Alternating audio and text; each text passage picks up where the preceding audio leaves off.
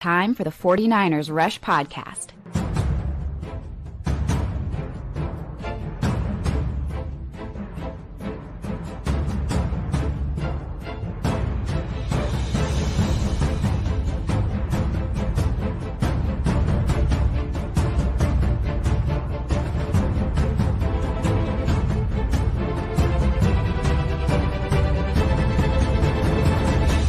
And here's your host, John Chapman. Oh, man, it is Thursday. It is Coach Approach. Nobody's more excited than I am right now. Here to be with the legend, Ant 49ers Cutback. How we doing today, brother? Uh-oh. Did we lose you? Doing really good. There we go. Am I having problems? Nope, you're golden. You're golden. Am I back? Yeah, you're back. I think we're having some internet issues, but that's okay. We're going to make this work. Whenever Ant is clean and good, I'm going to pull him down real quick. That's okay. And Ant, you give me the thumbs up whenever you think you're good, and we'll pull you back up. Here's what we got today, which I'm super excited about. Ant, and I have to give him full credit for today. This is not a John Chapman drawn-up episode. He sent over some awesome topics and trying to get away just from a little bit of the mock draft syndrome and the over whatever else. We are going to focus on Robert Saleh and what it is that he brings and changes. Now, we've had Robert Saleh here before in the past, no doubt, but it's not the same Robert Saleh that we had back in 2018, 2017, 2019, 2020. That's kind of the biggest difference here. So we're going to focus on, one, the evolution of Robert Saleh, which I'm super excited about. And two, what does that mean with the implications to the 49ers draft this year, personnel this year? What are some hypotheticals depending on who the 49ers drafted at edge, what that will look like?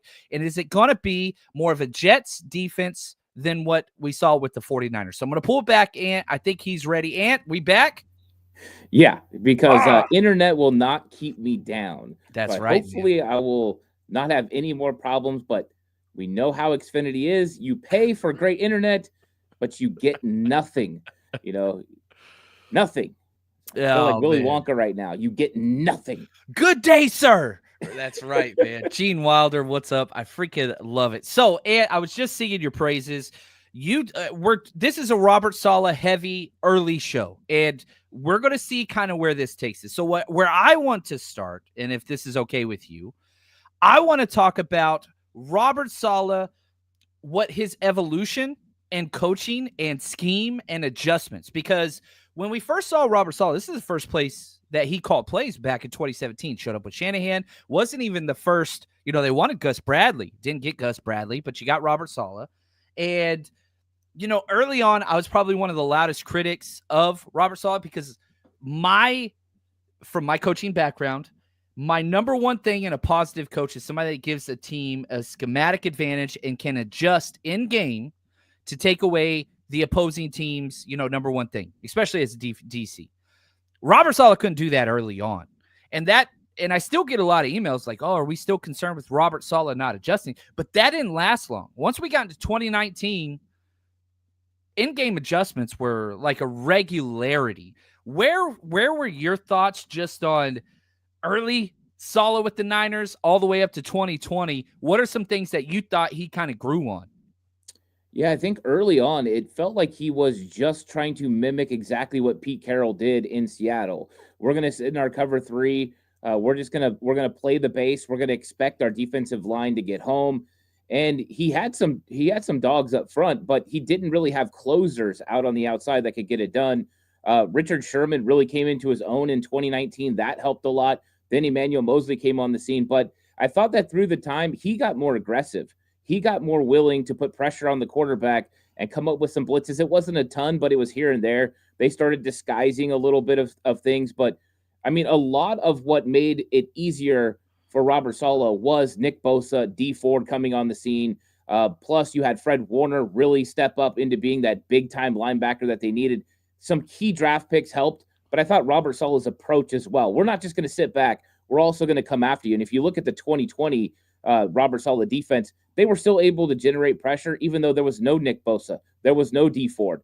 So I think that you saw Robert Saleh kind of evolve into a more complete defensive coordinator as he got more comfortable with what offenses were trying to do to him and with the type of players that he had. Familiarity with players means you know their strengths and weaknesses, which means you can highlight their strengths and hide their weaknesses. And I thought he did that pretty well as things went on, especially in 2020.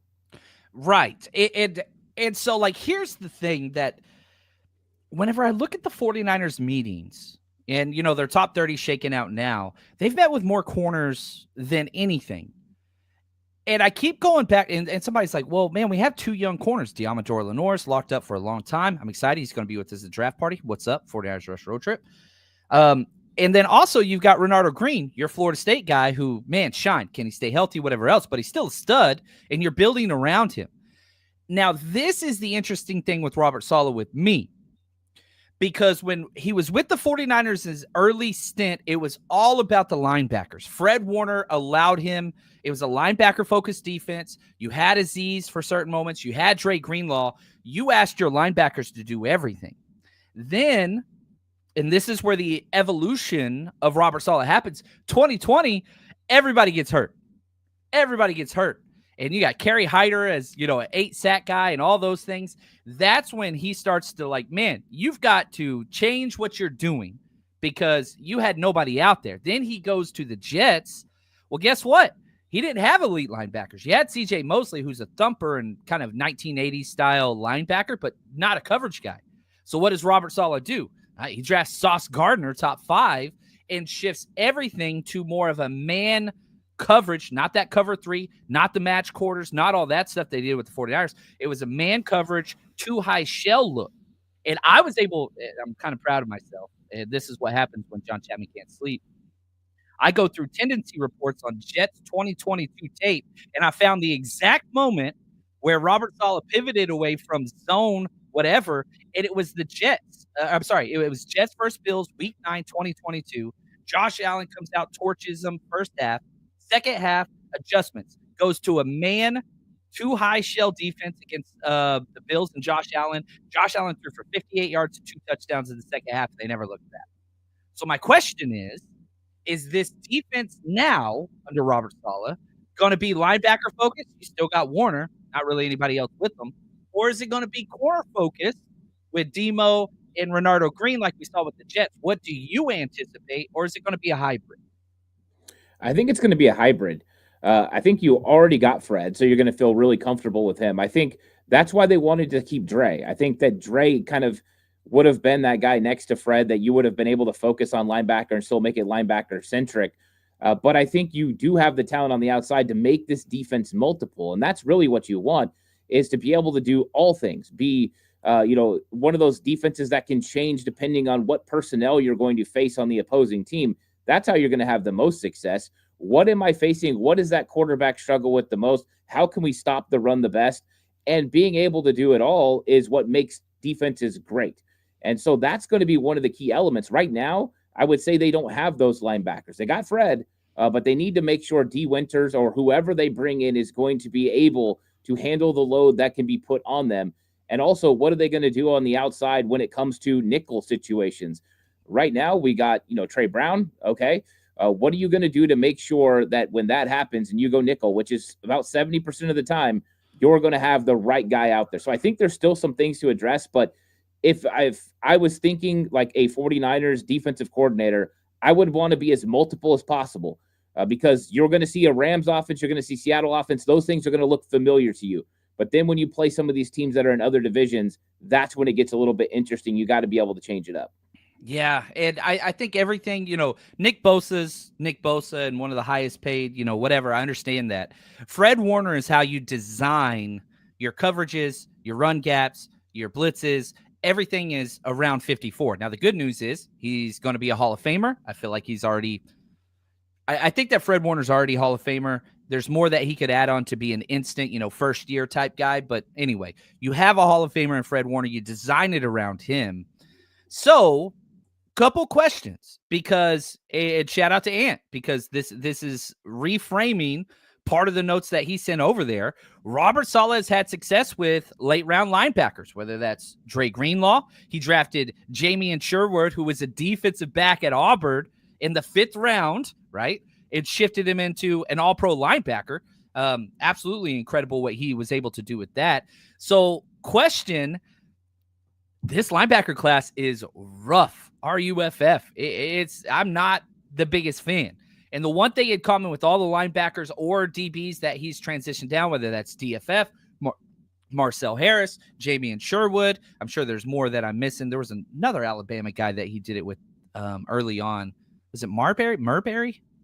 Who am I missing there? There was another Alabama safety. He wasn't a big-time player. But anyway. Yeah. I know who you're talking about. Yeah. Man. Somebody, y'all help us out, chat. Is it Jalen? Like, was it Maven or Maven? Yes, Yeah. Maven. See, I was close. Mulberry. What the hell? Anyway, Andy Griffith. He could play safety. I think Andy Griffith would be a strong side defensive end. Personally, he had some shoulders on him. But the question is, do you go traditional linebackers or do you go hybrid safeties? Are they looking at both? This is a weird class, Ant. Yeah, I think you're looking for guys who kind of have that skill set, especially when you're looking late. That's when you start finding some of those guys that are the more athletic, undersized, quick linebackers who operate in space, sideline to sideline, who have the fluid hips to be able to cover. And I think that's what they look for when they're looking for these guys. Azeez Al-Shire, former safety, went to linebacker. Dre Greenlaw, even in his past, was a former safety. Fred Warner, Demetrius Flanagan, it's just everyone. And I think when you look at that, that's really what they're looking for, a certain skill set. They don't have to be a former safety. That does help when it comes to understanding concepts and zone coverage and understanding drops and having that ability to do so. But I think that you're just looking for a particular type guy. And I think that's where this draft might help. There are some athletic guys that are kind of freaks, right? Hippolyte, just from Maryland, just ran a 4.39. Like, that stuff is crazy. So you can find some of these guys. I love Chandler Martin from Memphis. He's another athletic dude, 6 foot, 229 pounds that can run sideline to sideline. It's interesting. I was extremely high on him through the whole process. Everyone else has been saying he's a 7th round undrafted guy. Field Yates says the other day he's a 4th round grade on Chandler Martin. So that kind of made me feel a little bit better about Chandler Martin, because I'm like, what am I missing? This dude's a stud. But that's the kind of guy they could get in the mid rounds that could step in and a year or two really make an impact on this football team. And who knows, maybe even year one, depending on how he translates. Yeah, and that's the man. I think you need both. I don't think that any of these are indictments on D Winters. Like, I like D Winters. Tato Bethune, great versus the run. I like Curtis Robinson. Like, I feel like the linebacker depth chart is better than a lot of positions on this roster currently before the draft. But there are guys, and, I'm seeing Teddy out of Cal. Yeah, shout out to Brad Graham. Had him on the show recently. I love Teddy Buchanan.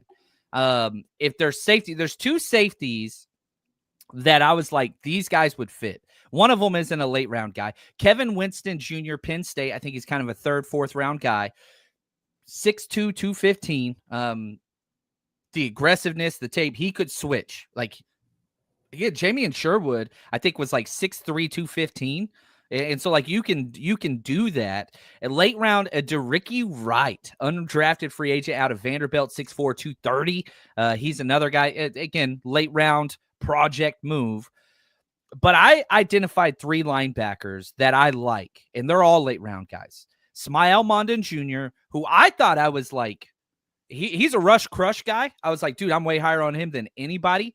I have him in the like 4th, 5th round, and then Dane Brugler's beast comes out. He's got 3rd round grade on him. So I was like, what the hell? I thought I was a round ahead of everybody else. So maybe he's not a late round guy now. Eugene Asante, another Auburn guy. Speed. And Kane Medrano, another UCLA linebacker. They spent a lot of time on the teammate, Femi Oladejo at UCLA. But Kane Medrano, again, these are late round, prototypical build, high speed, which, again, the one thing in common, CJ Mosley's probably the one outlier. Robert Saleh has always gone speed at the linebacker position. So if you run like a 4.7 or and up, I'm just like, I don't even think they're looking at you. These are all speed. Size isn't necessarily the concern. But, like, I don't know. So when you're identifying these guys like Chandler Martin, who I didn't get to finish my draft profile on him. He didn't do anything at the pro day or the combine. Like, there's a little bit of a red flag there, but like, absolute beast player. What traits are you identifying that's like, yes, this fits? Yeah, Chandler Martin, one of 13 probably draftable players not invited to the combine. That's one thing. He should have been there. This dude is a stud. But the things that I look for, and this is just kind of an old coaching trait, is the first thing I always start with is the footwork, right? I want to see what he's doing. And where's his read step? How's he operating inside the box? I want to see his feel for how he evades blocks or stacks and sheds. We got to see both. There's different types of linebackers. The faster linebackers, a lot of times they're going to evade, go underneath blocks, do those sort of things. They're not exactly the built for the stack and shed type role. Even Fred Warner's not the best stack and shed linebacker, but he evades because of his quickness and how his instincts help him read. And I think that's what they look for, those instincts to help them read. Then I think after that, after you see how they stop the run, because I think that's still one of the most important things in the NFL, then I look at how they drop. How fluid are their hips? Yeah, how comfortable do they look in coverage? Do they have their eyes on the quarterback? Can they read guys coming into their zone? There's a lot of different factors with linebacker, but I think there's some key traits the 49ers look at, and I think you put it, hit it nail right on the head, is they look for those guys who have the athletic ability to run, because when you can have those guys that can run and change direction quickly, those guys are the guys who are going to be better in zone coverage, but also be able to pick up running backs and tight ends and run with them deep down the seam when they run certain coverages, or out in the flats where guys can get open. And so I think that will help you with having less mismatches. That's why a guy like D Winters was very enticing to the 49ers. The quick twitch, the downhill explosiveness. He is a prototypical guy they would draft with Robert Saleh. And so maybe Saleh can get the most out of him. But I always start with the run game. I think it's the most important thing. And then I go into coverage after that, especially with a will linebacker that's never going to leave the field. Yeah, that changes everything. Yeah, you go back to D Winters, 4.49 speed at the 40, at 94th percentile. You even had Jed York tweeting out the need for speed or something like that. What the hell are you doing, Jed? But it made me laugh. I thought that was one of the positives. We had a question, and I think it was Invader. Invader, always incredible. Not sold on Winters, and it didn't sound like Shanny was either. What are your thoughts on the future? Do you have two starters in place at the linebacker position? Fred Warner, lock, Hall of Famer, we just talked about him. But, like, is D Winters, like, are you comfortable with him being the two? More importantly than that, jump into Robert Saleh's bald nugget and tell us if he would be happy with D Winters. I don't care about Kyle. I do care about Kyle, not trying to be rude, but, like, D wasn't here. He wasn't drafted by Robert Saleh. So, like, this is a new pairing. What do you think?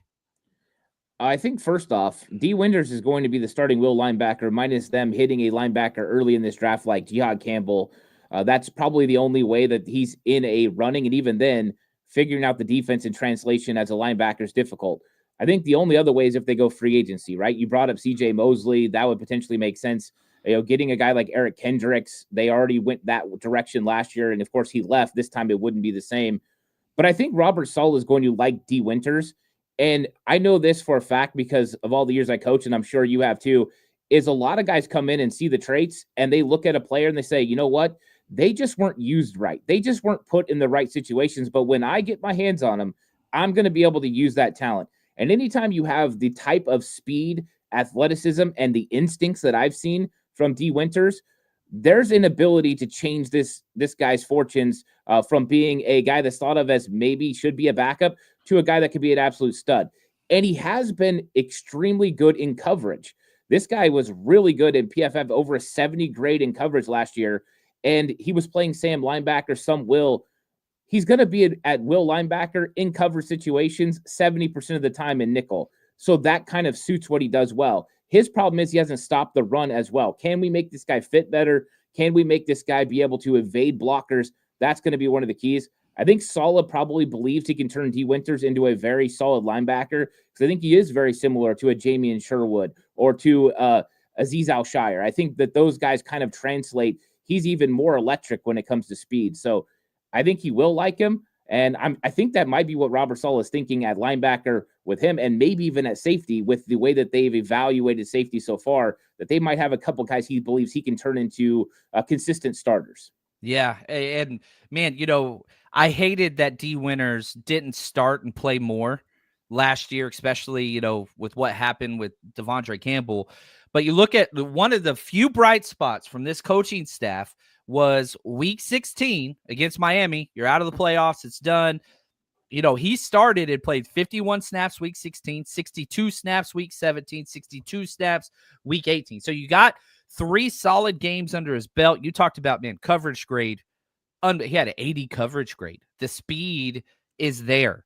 A little bit smaller, 5'11", 227, but like the speed and the awareness and the electric playmaking. Is he Dre Greenlaw? I don't think anybody is.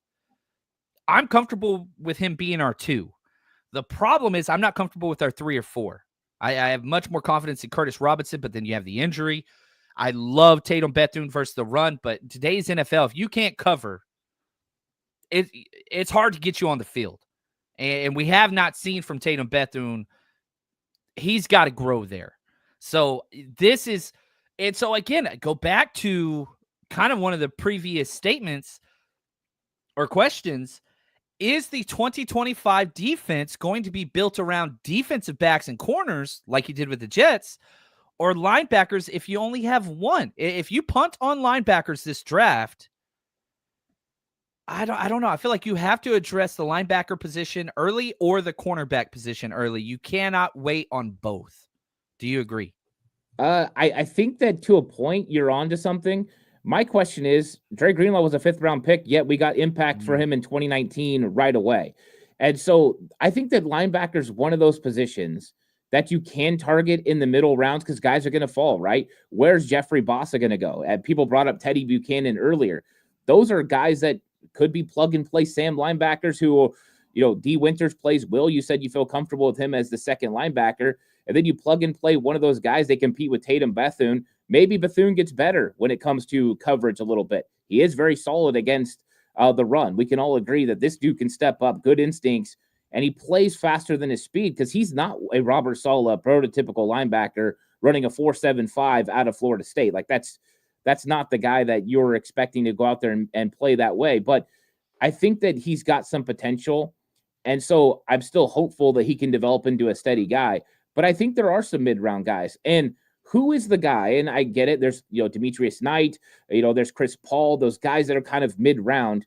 Is there enough value? How big of a difference is it between those guys and Bossa, Buchanan, guy like Chandler Martin that I really love? What is the difference between those guys? And is it a big enough difference to not go defensive line or edge rush or move tight end in those, first 4 picks? I think that's what they have to decide. And how often do we hear those guys go, you know what, just go ahead and go with this player because we can get somebody late that we can develop. And I think that's what Robert Saleh does. When it comes to evaluating linebackers, I trust Robert Saleh and I trust D'Amico Ryans. Those guys got it right way too many times to not trust them. What about, you didn't say Holland. Come on now. What about Coach Holland? Is he not, you don't trust him? I do trust Coach Holland. Yeah, I think that Johnny. I ain't trying to start great. nothing. I'm sorry. Yeah, no, I think he's been great because he's been the consistent, right? I mean, he's the one that's always there consistently. They just got to make sure they have the right talent. It's like Bobby Turner. I trust Bobby Turner all the way. They just have to have the guys with the skill set, and so if they do, they're going to do fine developing them. Yeah, I like it. Shout out to Lori. Appreciate the super chat. When all is said and done after the draft, we are going to see Saleh's fingerprints all over these selections. Man, I want to shout out to. I'm just going to tee you up. Can you tell us about 1981? Can you take us back, Ant? Because come on, man, I'm excited about this right now. Tell us about 1981 and the 49ers, please. Yeah, so 1981, the 49ers went very heavy defensive back. Now, going back, this is before I'm even born, but I'm very into what happened in the 49ers history. And Bill Walsh was tired of the secondary. They went through over 30 defensive backs in his first 2 years in San Francisco. All he had left was Dwight Hicks, and he decided we're going in this draft, and we are going to lock up one position. Ronnie Lott at pick 8 in round 1. They get Carlton Williamson. They get Eric Wright. Eric Wright was actually 2nd-round pick. And then they go and get a nickel corner as well. So they go ahead and nail it when it comes to defensive back. All those guys contributed. The one, difference in those first 5 picks was they went nose tackle with their second pick because they had 2 second-round picks. So they went all one position. The 49ers are going into this draft with a similar thought and a similar need when it comes to defensive line. They need an edge rusher. They need at least 2 defensive tackles. There should be a big emphasis and focus on defensive line. The 49ers going with that method and then going offense late seems like something that would make a lot of sense. I'm not sure the 49ers should go offense before day 3 if they're really going to build this defense for Robert Saleh. And I was curious what you would think if that is a method that they went with, because they could retool this defense in a hurry. Yeah. And the good thing is, okay, here's the negative of this draft. There's not like a clear-cut top 10, top 11 players. The guy you get at 11 is equivalent to the guy you would get at 2025. If you could trade back, great, but that's a lot easier said than done. That's the negative. The positive is the 2 deepest positions are defensive tackle, defensive end. And you want to throw in cornerback too, I'm cool with that. It's a pretty deep corner class. So guess what your 3 positions of major need that are huge red flags: defensive tackle, defensive end, and corner. And again, I know somebody's listening to this going, corner's not a big need. You don't have a corner 3.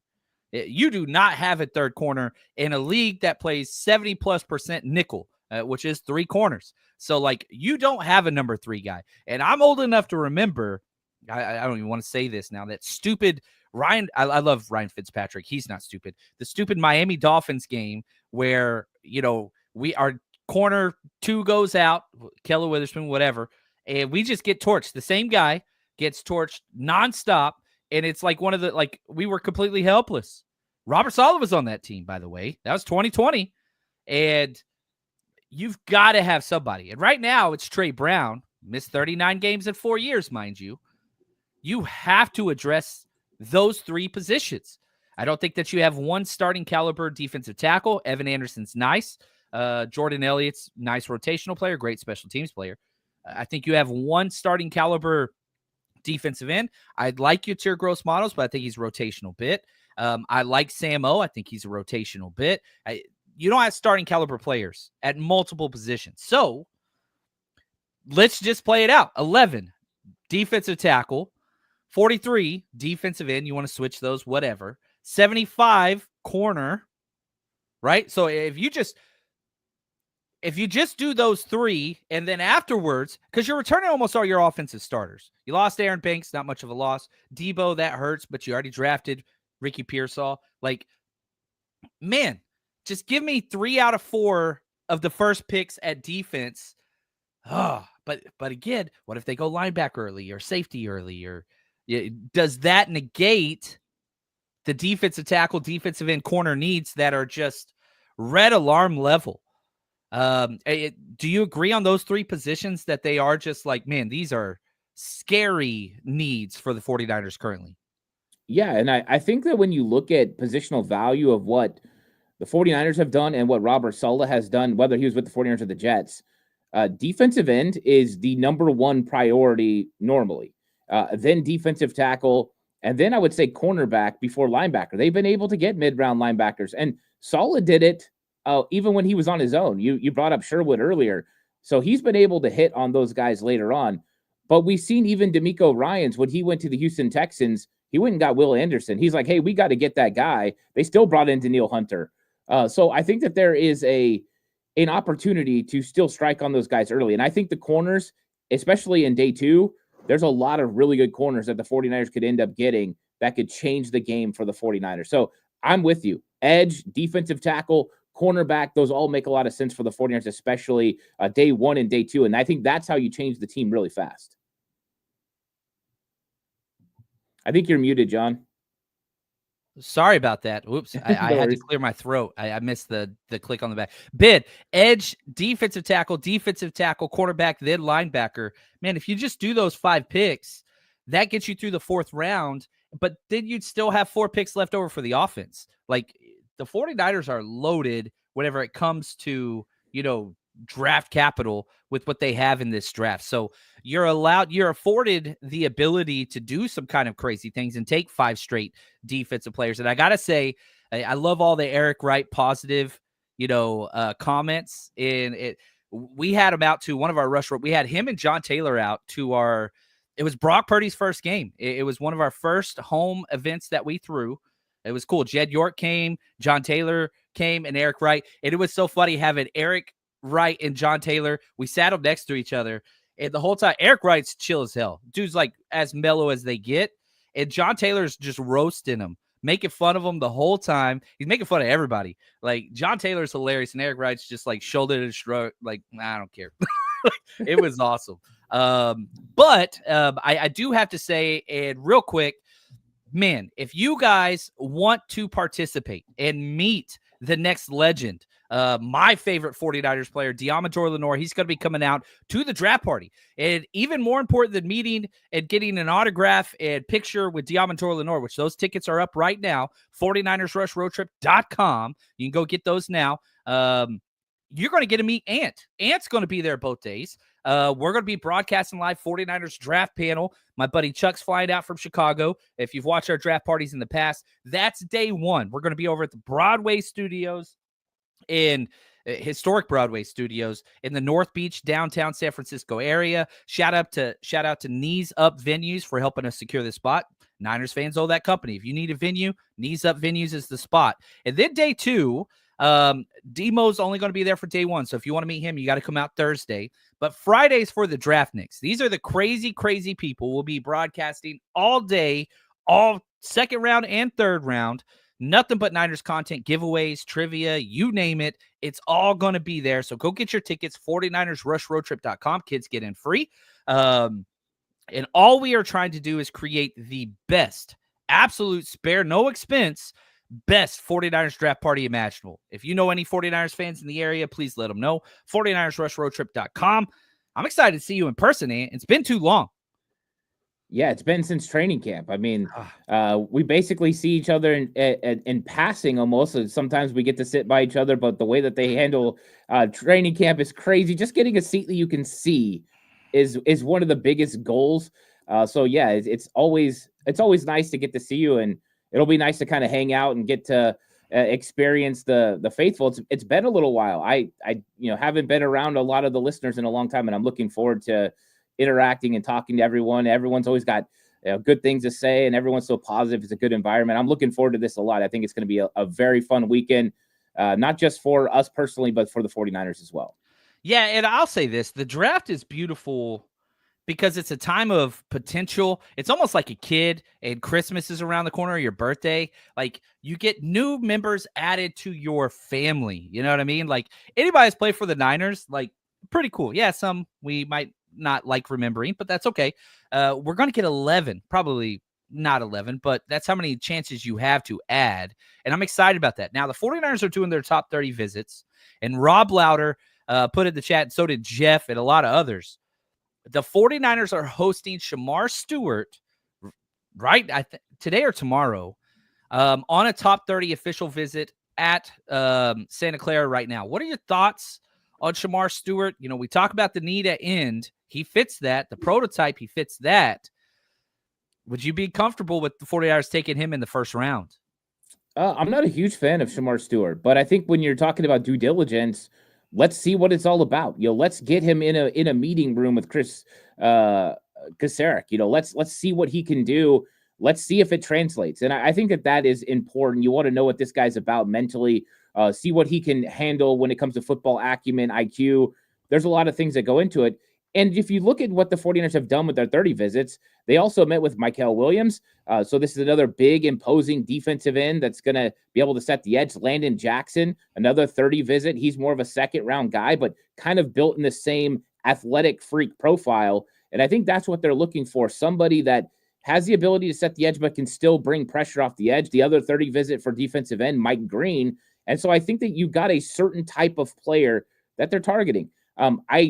I'm not a huge fan. I would rather have Nick Scorton than go to Shamar Stewart, but I understand why you have to do your due diligence and look at these athletic freak guys and just see what they're about, because you get to a certain point and maybe he is an answer, especially if you're in a trade back scenario, right? You've got to make sure you kind of take care of everything. I think what it does, though, is show the 49ers emphasis on defensive end early.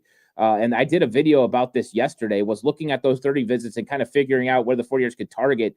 And I think it's really signaling very early, probably first round, maybe even early second round, like Landon Jackson. That makes a lot of sense. I would love Landon Jackson. I'm not a Shamar Stewart guy. And, 3+ years starting and you have 4 sacks. And I hate one of my biggest pet peeves. I like Mikael Williams. I don't love him. I think if I had to bet who the 49ers first round pick would be right now, I think I'd say Mikael Williams. He'd be close to the top of the list. But like Mikael Williams has 14.5 sacks. And people are like, oh, him and Shamar Stewart, no production. I'm like, dude, Shamar has 4. Like, he's got 4 versus 14. Like, how is this comparable? Like, they're not even close to the same thing. And Mikael Williams played through an injury. And, I don't know. I think they're completely different things. My biggest problem with Shamar Stewart is how much everybody talks up, oh, he's such a great run defender. And I don't know. I watched the tape. He's a good run defender. I'm not saying he's bad at it, but it's not like he's anywhere close to, like, 88 run grade. You look at the analytics, his run stop rate's 5.5%. That's not great. You look at somebody like a Mike Green, who's gives up 30 pounds to him, 90 run grade, 9.7 run stop percentage. Like, Shamar Stewart isn't even a top 5 run defender in this class. And that's what he gets heralded as. What do you do with these athletic specimens that are prototypical, but 6'5", 267, and by far one of the most athletic defensive ends ever? Where do you have them on your board? Like, what do you do to grapple with somebody that just cannot get to the quarterback to save their life? Yeah, I mean, he's a almost guy. I mean, that's really what he has been his entire career, is I almost got him. And I think that's a problem. The 49ers have had, hurries all over the place. We need guys who can finish. And that is something that they need to make sure they get with this guy. And I think that's what they're looking for. I think there is something to the athleticism, right? You got to take a look, do some due diligence on how athletic somebody's going to be. And I think that's what they're looking at. But I just don't see the production. I didn't think it was great on film either.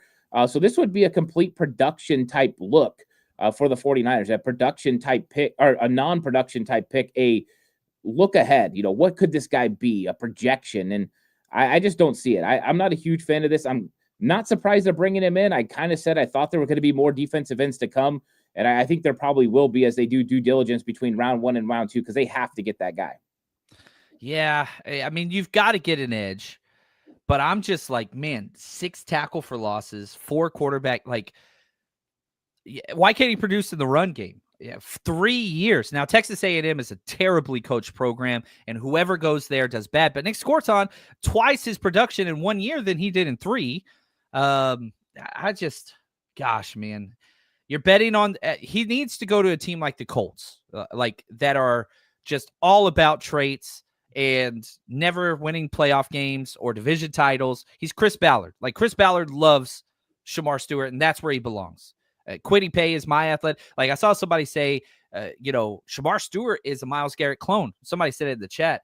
They look alike. Yeah, if you line them up and, no shirt on and how they test, yes, you are correct.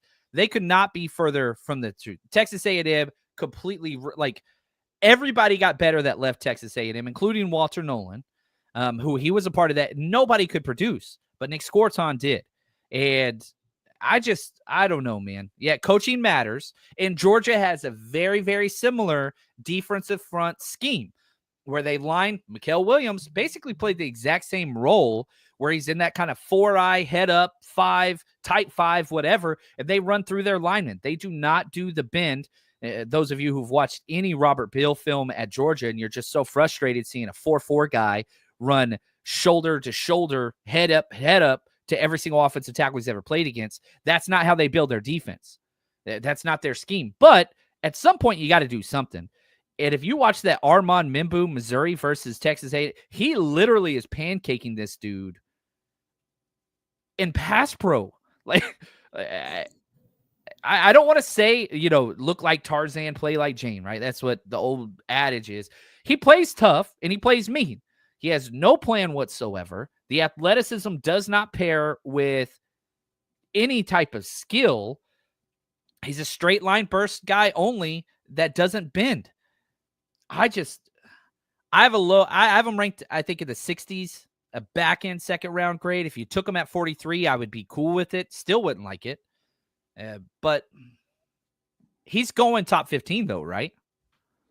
I would think so. I think somebody's going to fall in love with this guy and what he could be, and I think that's a scary thing, but there are teams that are willing to take chances on what could be, because if he hits right and all of a sudden he becomes that guy, he's going to change somebody's franchise. The problem is most of the time when you have guys who don't produce, they don't show up. Now there's the occasional guy that does, they're not productive in college and they show up in the pros and they're able to be pretty good edge defenders. But I don't know if they can be an elite edge defender. And maybe they're taking into account what happens with Texas A&M players. I mean, you had two guys there, both on the edge, that were playing heavier than they are going to play in the NFL, right? Nick Scorton lost weight as well. So these are guys who played at 280 that are going to play at like 265. So I think that does make a difference when it comes to scheme. But how much of a difference? How much is that going to help him when it comes to bend and flexibility of the hips and ankles?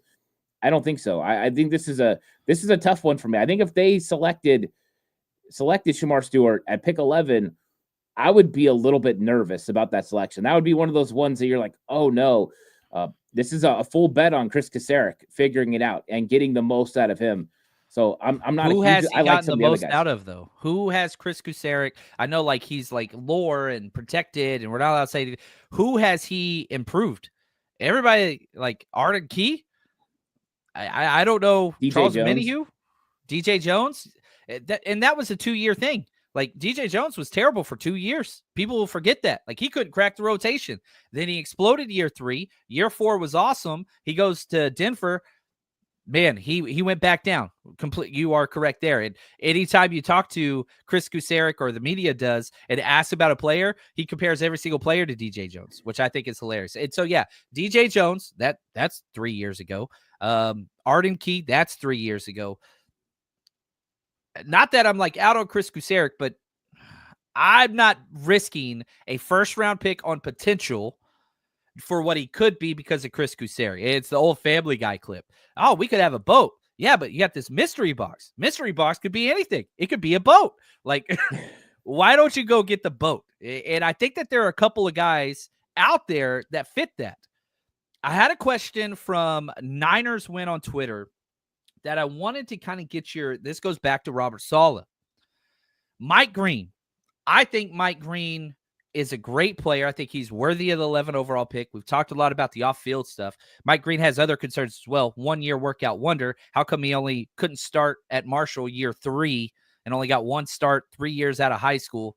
That's weird to me. But what he did this past year, led the country in sacks, did it against everybody he played against, including Ohio State.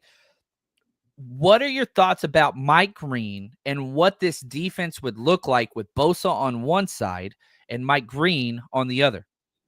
Yeah, I mean, I think Mike Green is the first guy, especially when I got to the Senior Bowl, video and watching what he did and seeing the way that he could translate speed to power and just putting Josh Connerly on the ground. I think that showed right away that he had the ability to play in the NFL. Then you go and you watch his film and you see the elite bend. I mean, this isn't a guy that can just bend. This guy's got the elite bend capabilities to bend the corner and get home quickly. The initial burst, the speed, the size then checked out, over 250 pounds. He runs a 4.5 40. This dude is just the quintessential speed rusher that the 49ers have been looking for, opposite of Nick Bosa, since D Ford left. This is the most D Ford guy that they would have, right? They've tried it with other guys. Samson Ebukam brought him in. He was a 4.5 guy, didn't have the bend. They brought in Leonard Floyd. He didn't have the bend either. That's not what they're kind of built for. Mike Green is that guy. So I think if you can ignore all that, he's perfect this year to kind of come in, because if you look at Yetur Gross-Matos as a guy that you are going to bet on setting the edge, and I think he could get a lot better at it, but just looking at him in that category and then moving in on obvious pass downs to defensive tackle and being kind of that Arden Key role, and then Green comes in, then it starts feeling very 2019. Armstead base down, defensive end on the outside, moves in. You bring in D Ford. He gets home at the quarterback. Mike Green could fit that role in day one. And I think Mike Green is a better run defender than a lot of people even know. This dude is very solid setting the edge, and I think he could be a consistent 3-down defender sooner rather than later, not just a pass rush specialist. I like him. I think he's a good fit for what Robert Saleh would want to do. And if you just look at what Robert Saleh did, right, bringing in edge rushers, he kind of fits that mold of guys. Hassan Reddick, the undersized guy that can get home with speed. Will McDonald, another high draft pick. And McDonald's not even good against the run. Mike Green is way better than Will McDonald against the run. And Will McDonald was pick 9 overall? Yeah, that was a potential, but he had production at Iowa State. Will McDonald was, all over the place. And so, whenever you look at Robert Saleh's track history after he left the 49ers, what he did with the Jets, Mike Green fits that role. And so, man, I would love that. And I think what I would do is really almost anybody who you draft at edge. I love the Aldon Smith plan where you phase them as pass rushers first, because that's just natural, where they build their confidence, all those things, then phase them into the run game. You do have a guy like Sam O or Eter Gross Matos that are quality run power. You keep Nick Bosa at the Leo position. He does what he wants. He's going to pick what side he goes to all the time. But then you combat that with Mike Green coming in, especially in pass rush situations. Edge is huge. It is a dire need. And I think Mike Green would fill that. You have to be comfortable with off the field. You have to be comfortable with 1 year production. But it doesn't matter who you pick at 11. Questions are there. And, I think there's a few guys that we could just say are not going to be there, and that's Armand Mimbu, tackle. Would they even go offensive tackle? I think he's gone top 10. I think Josh Simmons Campbell is gone top 10, the offensive tackle. Like those guys, Will Campbell's gone, Macy Graham's gone. And after that, there's not a clear-cut guy. And so whoever you get, it's going to be weird. And I feel like we spend most of our time talking first round. Let's jump to second round. You put this in your notes. Who are some of the out-of-the-box picks for the 49ers in round 2 at pick 43? Yeah, I think that there are some interesting guys when you get there, because you hear the normal names, I think, when you look at round 2. And I think that people are kind of ignoring some of those names that, maybe don't jump off the screen. And I think it could be the first time that they met with Tyleik Williams, right? There's your big plug defender potentially. He's going to be potentially available at 43. I think there's kind of an outlier. Everyone focuses on Kenneth Grant. Everyone focuses on TJ West. They focus on these guys. They focus on the penetrators, TJ Sanders and those guys. But a guy like Tyleik Williams, I think, is an out-of-the-box conversation point, because he would be an upgrade as the one-tech defensive tackle with really good athleticism who could get home. I think he's one that I would be extremely interested in. Another guy that I think would be interesting for the 49ers is along the offensive line. I love Donovan Jackson, and I love Tate Ratledge, and I love those guys. But I think one guy that might fly under the radar a little bit is Jonah Savahinaya out of Arizona. I think a lot of people don't think he's athletic enough, but when I watch the film, I see enough athleticism, especially to move into offensive guard. I think he could play some right tackle, but I think if you were looking for a left guard, Jonah Savahinaya could do that. I think I see the anchor, the ability to get to the second level, a little bit more athletic than you would see just looking for his body type. So that's kind of an out-of-the-box player that I think the 49ers could target. And we know that they normally don't go offensive guard until mid-rounds, but he's somebody that kind of sticks out. He could fall to 75. I think that would probably be the better place to draft him than 43. But just another name, I think, kind of in that area that I like. Yeah, Dane Brugler has second-round grade on him, 55th overall rated prospect. And, I mean, you're talking 6'4", 324, so huge frame, 33 7/8-inch arms, so right at that 34. And he ran a 4.9, so he can move. And, again, one of those guys, you kick into guard. This is what they always do. Yeah, he fits that. He really, really does. And man, somebody had in the did I start right here? Vader. He says, Tony Pauline is right again this year. He was right about Grindo last year. The Niners are drafting Femi Oladejo round 2.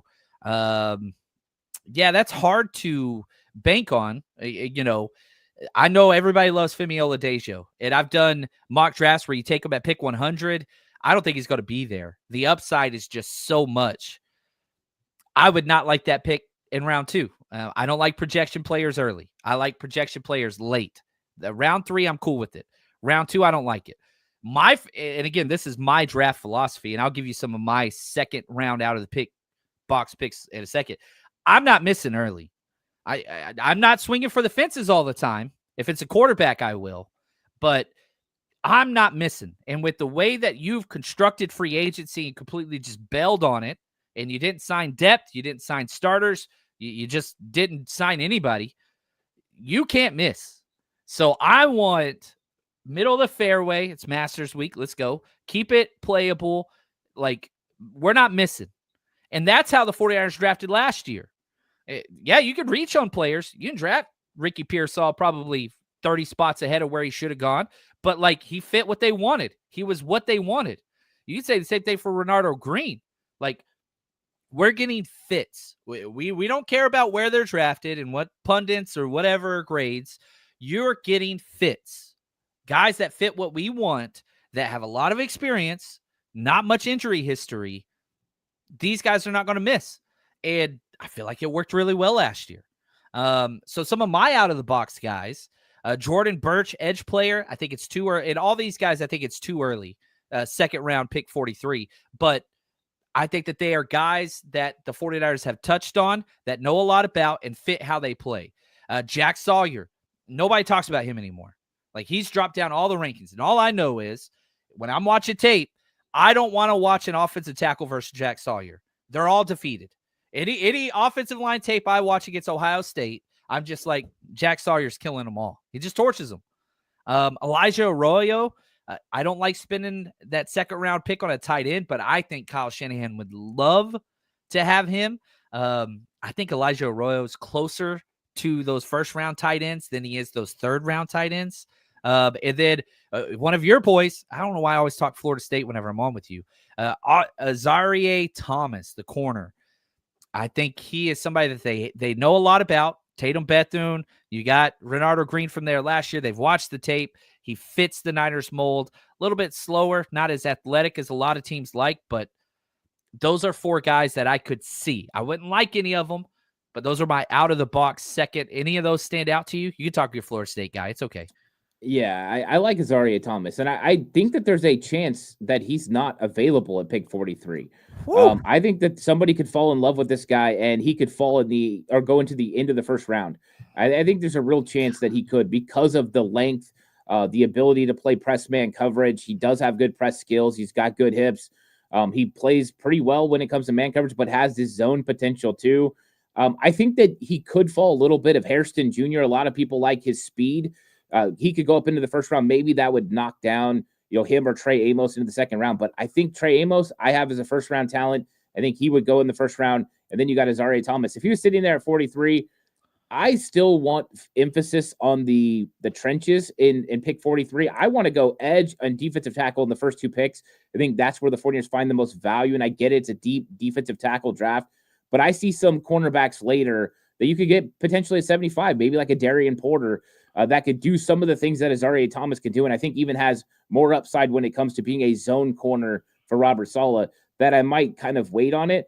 But I love that guy. If they drafted him, I would be very comfortable with him being the third corner for the 49ers as soon as he stepped off the bus in San Francisco. Like, I have that much faith in him, the same way I did Renardo Green last year. But okay, let me push back a little bit. 4.58 40-yard dash at a pro day. Mm-hmm. Yeah, no speed. He got no speed. Don't worry about the speed when you can play it right, when you can cut guys off at the top of their stem, and when you can play with good vision and use your hands.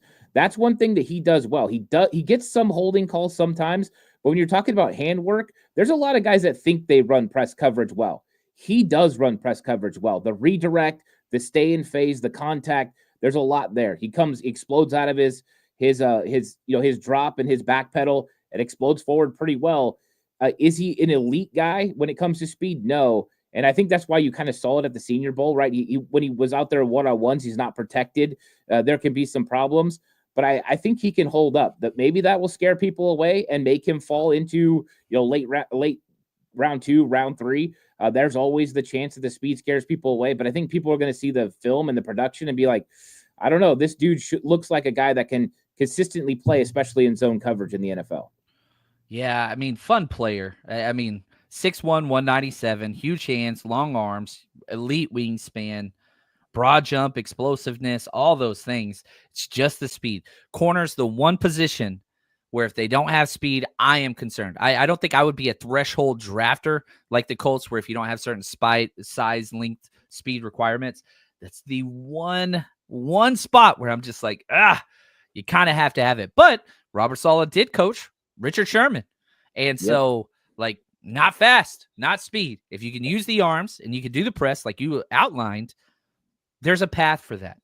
And Now, think about D'Amico last year with Kamari Lassiter, another guy who didn't run well, who fell out of the first round, and then had 5 interceptions playing in the same system. That's the kind of thing you think about when you talk about this scheme and how it can kind of evolve. Especially if you're running a 3-high shell, you don't have to be extremely fast as long as you can handle bail technique, read through that wide receiver to the quarterback. If you have that vision, you can handle it. Yeah, I like that. And man, Brash, great point here. They seem to like your gross motto so much, which makes me think they'll also like JT Tuimoloau a lot. He's Dane Brugler's 43rd prospect, which is where the 49ers pick. He was on my short list for second round, picks as well. I don't like him as much as others, but I would not be upset with that pick. What any thoughts on JT real quick? Yeah, JT Tuimoloau is a solid guy. Yeah, he does. And the thing is like he got better when the moment got bigger. So that's the thing that I look at is when the lights shine the brightest, that's when he came on and really made the big plays. And that's what you need. You need guys who can close and finish. He's got a great motor, a good first step, not a great first step, a good first step. But this is a guy that I think is ascending. And so if you're looking at projection, you're going to get a consistent player early and then a guy that can do even more down the road. Oh, I like it. You're getting me pumped up, man. Talking about playing with the big lights on. I'm just like, man, Coach Ant coming through. Like, give me that freaking pump-up speech before the game. I'm ready. Clear eyes, full hearts. Can't lose. Now, one more thing that just came across the Twitter sphere, and I think that this is huge. I know everybody wants to trade back, and I'm doing the Epic Mock Draft 2025. It's 32 podcasters. It starts tonight, so at around 3:30-ish, I'm going to go live, and man, we're doing 8 minutes a pick, 32 different shows, spreadsheet, all that stuff. Nobody wants to trade back. Nobody wants to trade up. And Bucks general manager Jason Like just put this out thanks to the Pewter Report. Says there have been years where he thought about trading down more than others. This year, it'd be all about what happens and who falls to them. He doesn't foresee as many teams wanting to trade up across the league. Trade down is what everybody wants. You don't always get what you want, but sometimes, just sometimes, you get what you need. So maybe at that pick 11, you got to reach for a play. There's nobody that you can take at pick 11 that's like, they get like, can't believe he fell to him. That's not going to be a feeling, right? Like, is there any player where Mason Graham, maybe one of the 2 offensive tackles, maybe there's nobody else that's just like, oh, wow, they got value at pick 11. That's not a feeling that we're going to have draft day, right? I think that I would feel good. I think I've kind of come to grips with I would feel good with a few players.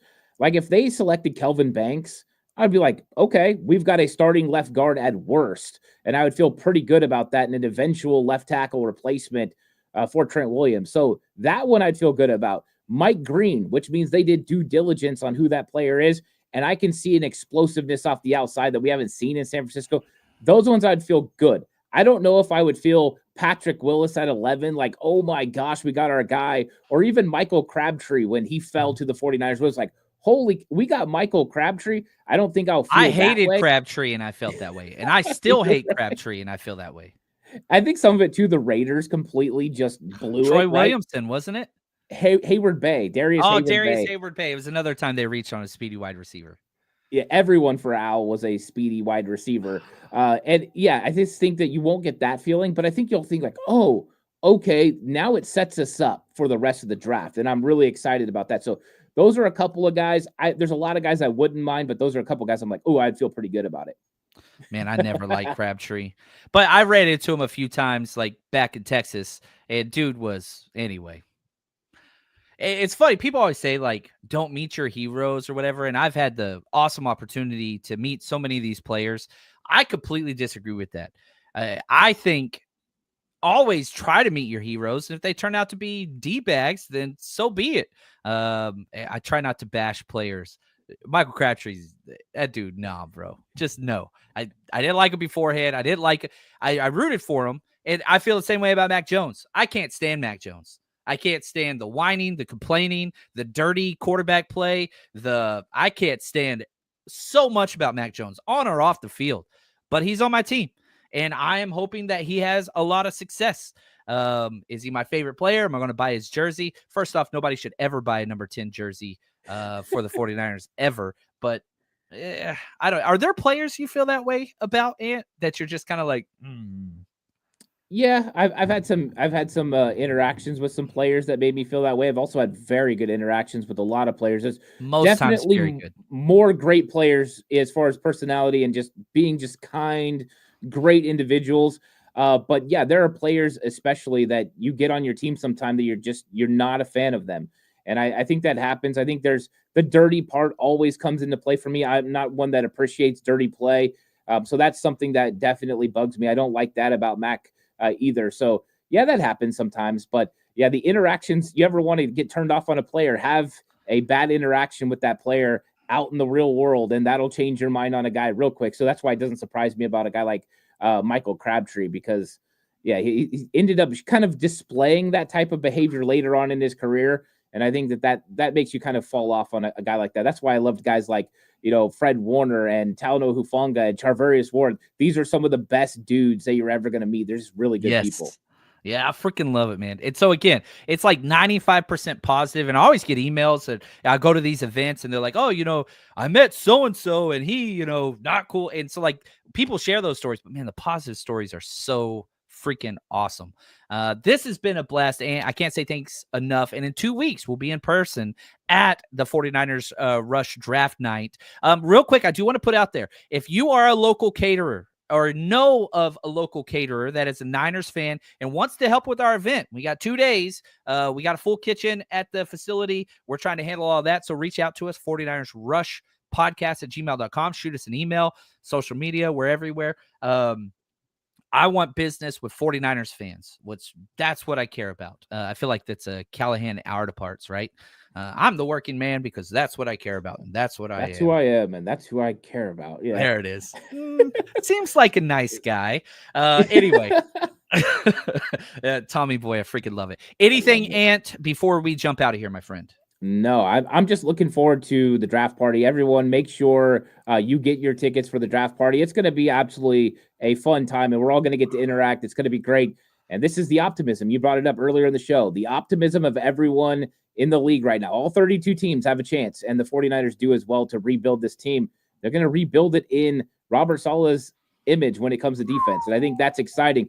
If you're Shanahan and you say, we're going to rebuild this thing together the way we did it before, don't think that his fingerprints, Robert Saleh's fingerprints, aren't going to be all over this defense, because that's exactly what they're hoping is going to happen. And Gus Bradley is going to end up taking over this defense at some point. They've got a plan together. I just want to see this plan laid out, because right now we can't see the full level of it, but I think it's starting to come to fruition. Everyone pay attention to those 30 visits. It does matter. Gosh, I love it, man. Dude, you get me pumped up, Ant. I love it. All right, that's going to do it for us here. Until next Thursday, man, this was a fun show. Robert Saleh changing things up, defensive side, fits, top 30 visits, you name it, coverages. This is what's up. Appreciate you guys. Thank you so much, Ant. And for everybody else, stay strong, faithful.